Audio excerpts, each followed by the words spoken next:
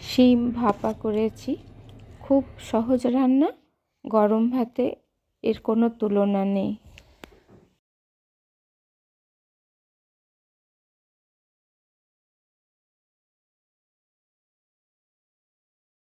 কালো জিরে, সর্ষে, পোস্ত, কাঁচা লঙ্কা একসঙ্গে বাটা, নারকেল কুড়োনো, হলুদ গুঁড়ো, নুন, সর্ষে তেল, বেশ খানিকটা পেঁয়াজ কুচোনো।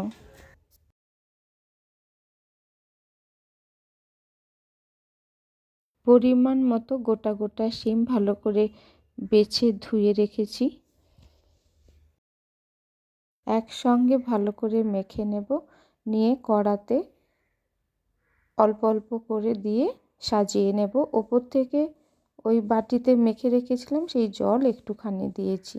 ব্যাস এইটাই দমে করে ভাপাবো।